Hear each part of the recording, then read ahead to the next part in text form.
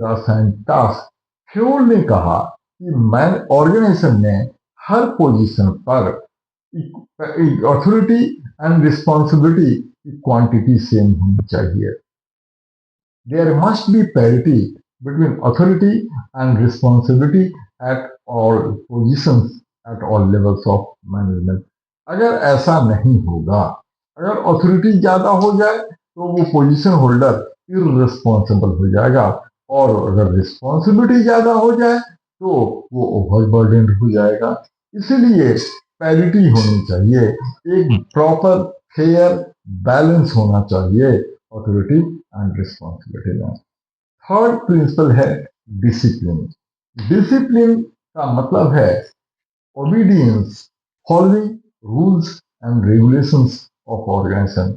Organisation के जो rules और रेगुलेशंस होते हैं, मैनेजर्स को उसे फॉलो करना चाहिए। उसे एक रोल मॉडल होना चाहिए, उसे देखकर उसका सबॉर्डिनेट रूल को फॉलो करे कि अगर हमारा मैनेजर इतना रूल को फॉलो करने वाला है तो हमें भी फॉलो करना चाहिए। इससे ऑर्गेनाइजेशन की स्मूथ फंक्शनिंग में बहुत हेल्प मिलता है। फोर्थ प्रिंसिपल है यूनिटी ऑफ कमांड। ये बड़ा ही इंपॉर्टेंट प्रिंसिपल है, इस पर बार बार एग्जाम में क्वेश्चन पूछते हैं।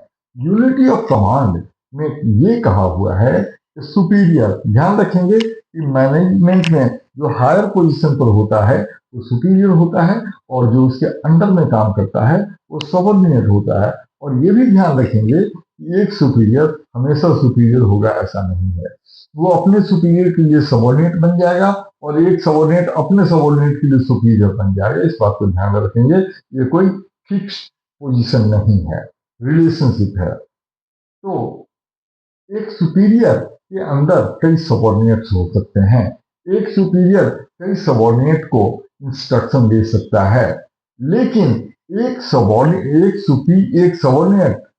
को कंपल्सरीली एक सुपीरियर से ही इंस्ट्रक्शन लेना चाहिए। मतलब superior may have many subordinates, but one subordinate must get instruction from one superior only, otherwise he will be confused, his loyalty will be diverted. Next principle है unity of direction. Unity of direction principle ने कहा है कि हर department का एक common goal होना चाहिए, और उस डिपार्टमेंट में सारे काम करने वाले लोग उसी गोल के टुवर्ड्स एफर्ट करें। प्रिंसिपल सिक्स सिक्स प्रिंसिपल है सबॉर्डिनेशन